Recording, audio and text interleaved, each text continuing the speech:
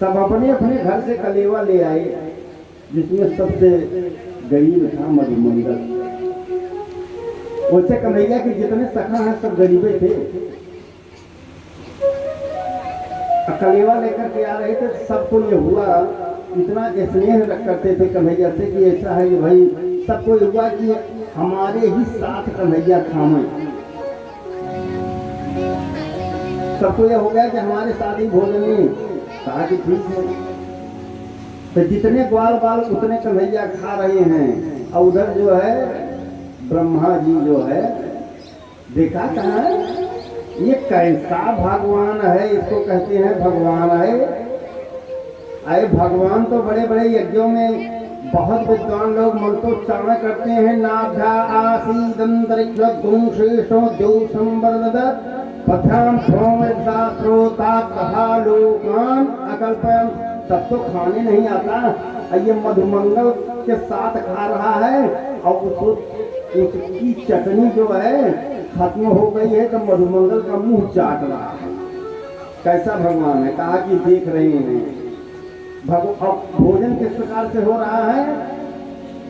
सुखदेव स्वामी राजा परीक्षित को बता रहे हैं कि बिभ्रद वेणु जठर बड़यो सिंहवेत्रे चकक्षे पाणी पाणो मसल कवलम सत्फला फलांकुलीषु तिष्ठन् मूर्धैस्तपरिशोधो आसयन्ननवीत्वै स्वर्गे लोके विसर्जोधे यज्ञभुक्ताल के। बंसी बगल में रखी हुई है, अब कन्हैया खा रहे हैं। ब्रह्मा ने कहा कि ये भगवान नहीं है, इसकी परीक्षा लेंगे। परीक्षा क्या लिया कि अचानक सारी गैया चुरा लिया कि अभी ढूंढेगा। सुदामा ने कहा कि ये देखते देखते गैया कहाँ चली गई। कन्हैया ने कहा कि मैं वापस लेकर के आ रहा हूँ, आप लोग भोजन कीजिए। कहा कन्हैया तू भूखा रह जाएगा। कहा कैसे भूखा रह जाऊंगा, हमारे जो भोजन है ना उसको यहीं पर विराम मत दे दीजिए। मैं जब गैया को वापस लेकर के आऊंगा तब खाया जाएगा। बल वालों का हाँ ठीक है ठीक। अब कन्हैया चले गए तो कहीं गैया बछड़ा कुछ था ही नहीं। ध्यान लगाया अपने भगवत्ता से, कहा ओ ब्रह्मा जी ने चुरा लिया। कहा अब रोएगा। तो कन्हैया वापस लौट आए निराश होकर के। और यहाँ जब वापस आते हैं तो जितने ग्वाल बाल हैं उनको भी ब्रह्मा जी ने चुरा लिया। कन्हैया ने ध्यान लगाया कि आखिर हमारे ग्वाल बाल कहाँ चले गए। कहा वो ब्रह्मा जी बहुत होशियार हो, हमारे सब चुरा लिए ग्वाल बाल, गैया चुरा लिया। कन्हैया ने सृष्टि कर दिया। अब सृष्टि क्या किया कि जितने ग्वाल बाल थे उसी तरह से ग्वाल बाल, उसी तरह से डंडा, उसी तरह से कपड़ा, उसी तरह से गैया, सब उसी तरह से, दूसरी तरह से नहीं। बलराम भैया भी नहीं जान पाए। कहा ब्रह्मा जी मैं तुमको बताता हूँ। अगले दिन क्या किए कन्हैया की ब्रह्मा का स्वरूप बनाए और चले गए ब्रह्मलोक। और उधर से ब्रह्मा जी सोच रहे हैं कि अब तो जिसको भगवान कहते हैं कि कन्हैया का कृष्ण का भगवान का रूप धारण किया है, वो तो रोता होगा कि इसके साथ खेलेगा, कहीं कुछ है ही नहीं है, न ग्वाल बाल है न गैया। यहाँ देखने के लिए आए और ब्रह्मा के द्वारपाल ने देखा तो कन्हैया पीछे ब्रह्मा का स्वरूप बनाए हैं। तो द्वारपालों से कहा कि देखो ये द्वापर युग आ गया है ना। कहा इसमें डुप्लीकेट काम बहुत होगा। कहा क्या महाराज। कहा कई हमने देखा कई ब्रह्मा जो है डुप्लीकेट जो है घूम रहे हैं, एकदम हमारा जैसा चेहरा। मैं चल रहा हूँ विश्राम करने, अगर कोई नकली गए ना तो आने न देना। द्वारपालों ने कहा है महाराज जी जब आप अंदर हैं तो नकली कौन आएगा, देख लेता हूँ। कन्हैया जो है ब्रह्मा का स्वरूप बना करके ब्रह्मा की गद्दी पर बैठ गए। इधर से ब्रह्मा जी जब गए तो द्वारपालों ने दूर से देखा। कहा देखो सही कह रहे थे हमारे स्वामी, ये नकली आ गया से। और जैसे ब्रह्मा जी पहुंचे जाने लगे। कहा कहाँ जा रहे। ब्रह्मा जी ने कहा तुम्हारी बुद्धि खराब है, तुम हमारे ही द्वारपाल। हाँ हाँ हाँ तुम्हारी द्वार पीछे मैं धक्का देकर के भगाऊंगा। ब्रह्मा जी ने सोचा कि हमारे द्वारपाल नशा भी नहीं करते हैं, क्या हुआ। ये तो धक्का देकर भगाएगा। कहा जाते हो कि नहीं? कहा भैया एक निवेदन सुन लीजिए, 1 मिनट रुकिए। तो ब्रह्मा जी ने जब ध्यान लगाया तो कहा वो हमारी गद्दी पे तो कृष्ण बैठे हैं, भगवान तो वही हैं। तो कहा भैया एक बात करो। कहा क्या? कहा कि जो असली ब्रह्मा है वो आप यहाँ बैठे हैं मान रहा हूँ, जा करके उन असली ब्रह्मा से कह दो कि एक नकली आया है आपसे मिलना चाहता है। कहा हाँ ये सब तो कर सकते हैं कि एक नकली ब्रह्मा आया। द्वारपाल गए कन्हैया के पास। कहा महाराज जी? कहा हाँ। कहा आपने बहुत सही कहा। कहा क्या? कहा सेम नकली डुप्लीकेट है, आप ही के जैसे दिख रहा है, बहुत गिड़गिड़ा रहा है कि मुलाकात करवाइए। क्या मुलाकात करवा दें? जैसा आदेश दें वैसा करूं। कहा जाओ ठीक है बुलाओ। और जैसे बुलाया तो कन्हैया स्वरूप धारण करके चले आए मृत लोग। अब ब्रह्मा जी वहां पहुंचे तो देख रहे हैं कुर्सी खाली। ब्रह्मा जी रोने लगे कि हमारे प्रभु आए उसके बाद भी हमसे मुलाकात नहीं हुई। आकर के यहाँ मृत लोग पहुंचे वृंदावन में, और 21 श्लोकों में कन्हैया के सामने साष्टांग प्रणाम करके रोने लगी। तभी प्रेम समानसा जातान रागा गतमन्यवर्गाम उद्दीयदाभे परिरंभमोदम ज्ञानं वापो परमामुदम। कहा मैं अज्ञानी हूँ प्रभु, मैंने अपने स्वामी की परीक्षा ले लिया, बड़ा घोर अपराध हुआ। इस प्रकार से कह करके पुनः जो है ग्वाल वालों को एवं उनको छोड़ दिया, सबको छोड़ दिया। अब छोड़ने के बाद गलती मान करके चले। इधर कन्हैया एक दिन देखे विलोक्य दोषितान कृष्णा कृष्णा कृष्णा हिया विभो तस्यावसुद्धन्ति मच्छन्य सरपंच तुमासे। एक दिन देखा कि जमुना जी में एक काली नाम, एक कालिया नाम का नाग रहता है, और उसका इतना विष है कि जमुना जी के ऊपर से अगर कोई पंछी चला जाता है तो जल में गिर करके मर जाता है। इतना विषाक्त नाग। सोचा इसको मारे कैसे, क्योंकि मारने में समस्या थी। समस्या क्या थी कि बड़े भाई थे बलदाऊ और नाग ही थे। सोचा कि अपने बिरादरी का जो है सपोर्ट न ले तो हम मार नहीं पाएंगे, तो उसमें बुद्धि लगाया। बुद्धि क्या लगाया कि कहा कि देखो अभी हम बताते हैं, जब बलदाऊ भैया से कुछ विवाद कर लिया जाए, जब ये न रहे तब जो है मारेंगे। कहा कि अगले दिन कंस मामा ने क्या किया कि धेनुकासुर नाम का एक गधा जो है भेज दिया, वो आ करके गोचारण हो रहा है, सबको लात मार करके मार रहा है। कन्हैया ने कहा बोलना क्या देख रहे हो, मारो इसको। कन्हैया ने पहुंचा और गधे के पांव को पकड़ा और कैथ के पेड़ पर दे मारा, गोविंदाय नमो नमः। धेनुकासुर का उद्धार होगा। अब जब धेनुकासुर का उद्धार हो गया तो समस्त ग्वाल बालों का संगठन बना करके कन्हैया ने कहा मैया से मैं बताऊंगा तो तुम लोग ताली बजाना। अब बलदाऊ भैया क्रोधी हैं, तो कहेंगे तुम्हारे साथ नहीं रहेंगे तो कल दूसरी लीला होगी। कहा ठीक। अब आए, कहा मैया। कहा क्या? कहा बड़े भैया के देखो। कहा क्या हुआ? कहा ये गधा मार दिए। इतना कह करके ताली बजा करके हंस दिया। भगवान ने कहा देखो, इन्होंने कहा कि देखो मारो, और मार दिया तो हमको गधा बता रहे हैं कि गधा मार दिए। सब कह रहे हैं बड़े बड़े राक्षसों को कैसे मारते हैं, ये गधा मार दिए। बलराम भैया नाराज हो गए। कहा मैं तुम्हारे साथ गैया चराने के लिए नहीं जाऊंगा। इतना समझ लीजिए।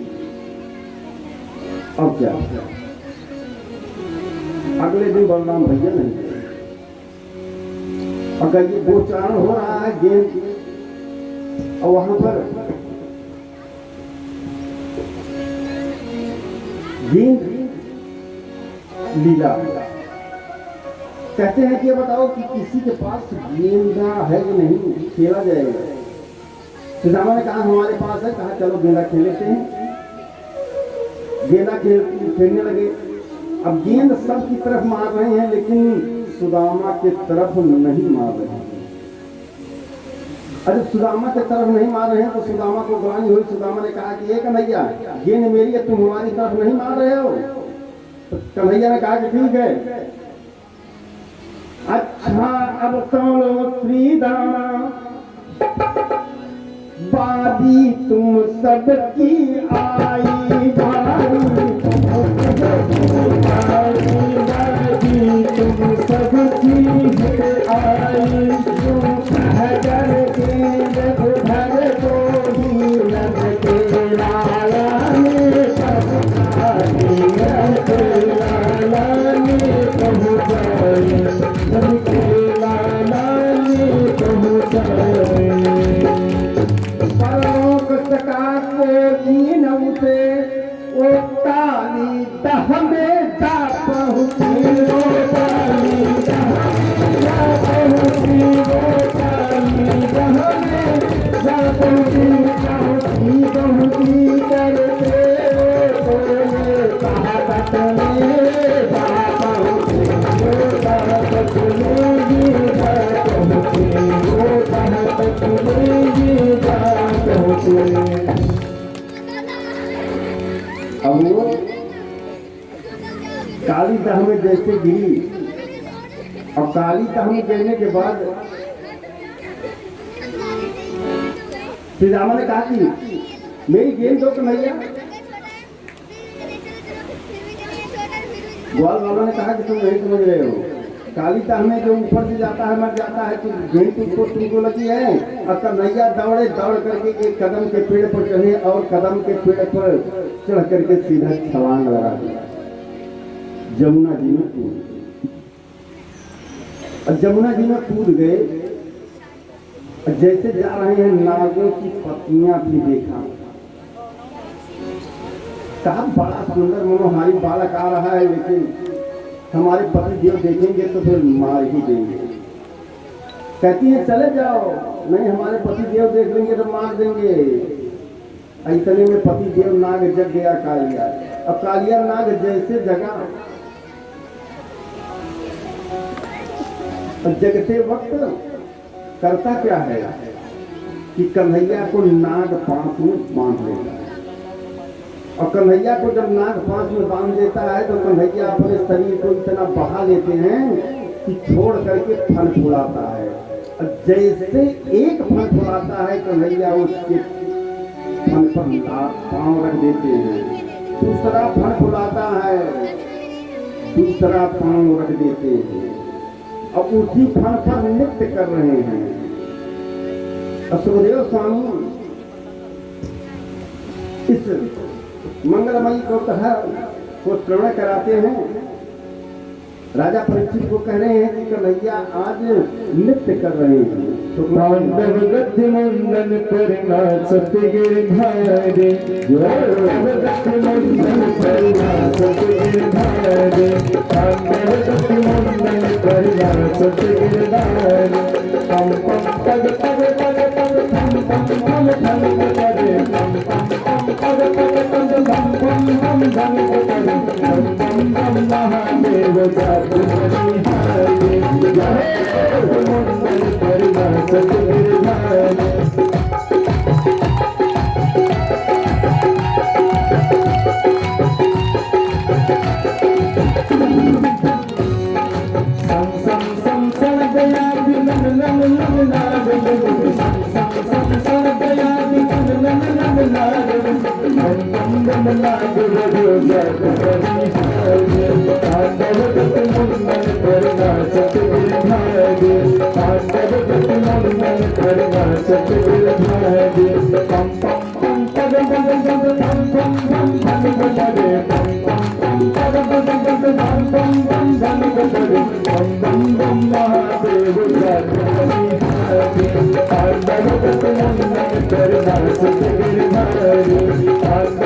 Mandan मंडन करना सत गिरधारी, तांडव गति मंडन करना सत गिरधारी।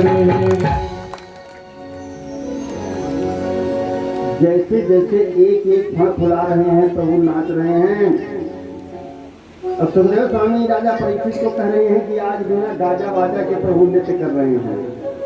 स्वर्गलोक से सब अप्सराएं देख रहे हैं और जिस फन पर पांव रख देते हैं उस फन पर खून निकल जाता है।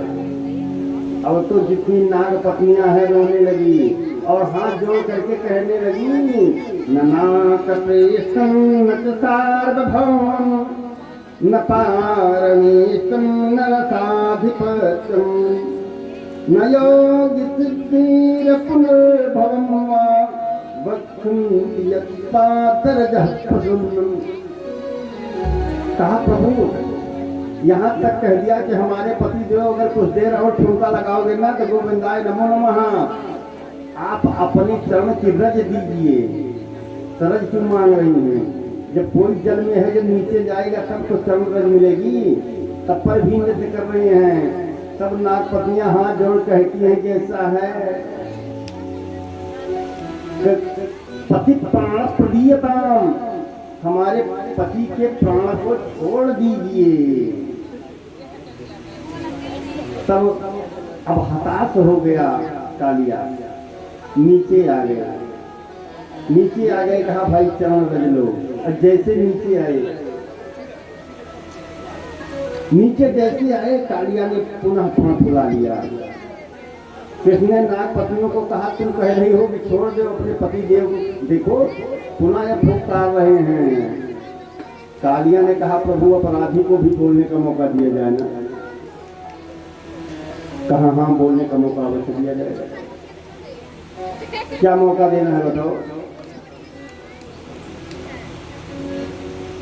कहा मौका ये देना है अपराधी को कि मैं प्रभु मैं जान गया हूं, मुझको कोई मार नहीं सकता है, आप परमपिता परमात्मा हैं। कहा जब जान गए हो कि परमपिता परमात्मा है तब क्यों फुफकार रहे हो? कहा प्रभु बोलने दीजिए। कहा क्या? कहा ये बताओ कि नागों को किसने बनाया? प्रभु ने कहा हमने। कहा जैसे सब को उस तरह से बनाया, हमारे मुख में विष के जगह पर अमृत डाल देते तो हम भी अमृत उगलते, तो सब लोग क्या करते कि हमको अपनी रक्षा में रखते। कहा नागों का ये तामसिक स्वभाव किसने दिया? कहा हमने। कहा कि प्रभु आपने तामसिक स्वभाव दिया है, तो जब आप आए हैं तो मेरा तुझको अर्पण क्या लागे मेरा? जब आप आए हैं तो आपको अर्पण। कन्हैया ने कहा कि मैंने सब कुछ बनाया है, तो तुम्हारे रहने के लिए स्थान भी बनाया है। कहा स्थान कहाँ बनाया है? कहा नागों के रहने का स्थान है, तुम मरियत द्वीप चले जाओ। कहा कि क्या बताएं तुम्हारे वाहन करोड़ देव से हमारी जन्म जात दुश्मनी है, मुझको खा जाएंगे। कहा यहाँ कौन सी सुरक्षा कवच तुमको मिली है कि यहाँ गरुड़ नहीं आता? कालिया कहता है प्रभु सुनो, यहाँ सौभर ऋषि तपस्या कर रहे हैं और उनके द्वारा ये प्राप्ति करनी चाहिए। तेही से कथा दूसरी तरफ चलती है।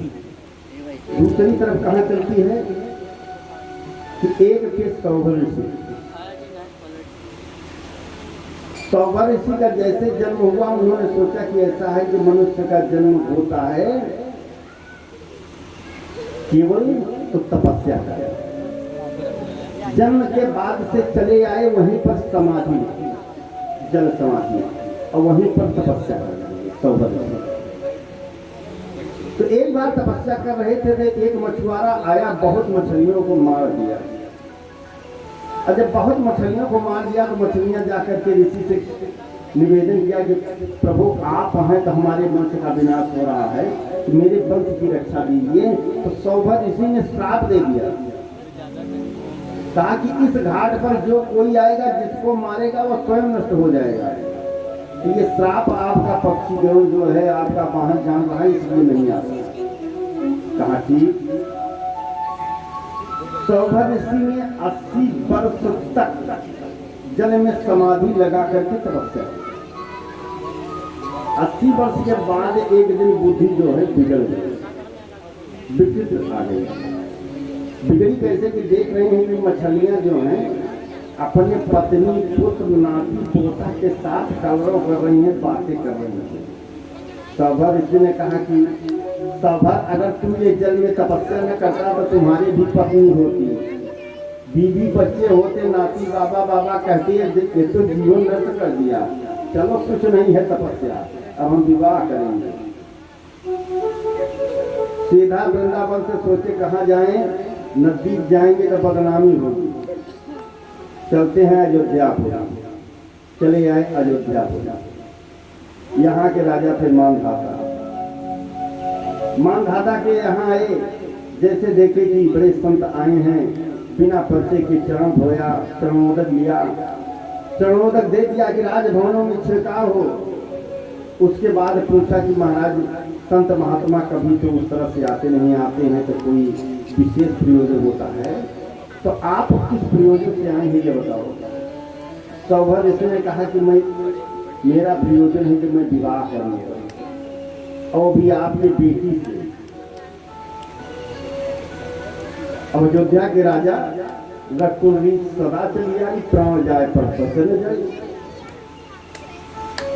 अब क्या करें, कह दिया था कि जो कुछ मांगेंगे देंगे।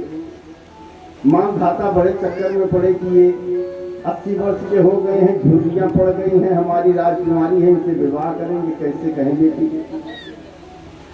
अब मानधाता के 50 बेटियां थी। मानधाता ने कहा हमने देखो विचार करते हैं, बेटियों से बात कर लेते हैं। कहा नहीं, बात नहीं करना है, विवाह करना है, हमको दुल्हन लेकर के जाएंगे। मानधाता उठ गए, और उठने के बाद बेटियों को कहा कि एक महात्मा आए हैं, और जिसकी इच्छा हो माला पहना दे, चलो सब। कैसे कहें कि बेटी को कि उनकी राजकुमारी में लोग 80 साल के बुढ़े के साथ विवाह करेंगे अपनी बेटी को। बेटियां श्रृंगारी हुई और माला सबको दे दिया गया। और सौभर ऋषि बैठे तो तपस्या से इतना तेजस्वी रूप बना दिया, सूर्य के समान तेजस्वी रूप हो गया कि राजकुमारियों ने जब देखा तो 50 की 50 राजकुमारियां आकर्षित हो गई, 50 जयमाल डाल दिया। बोलो श्री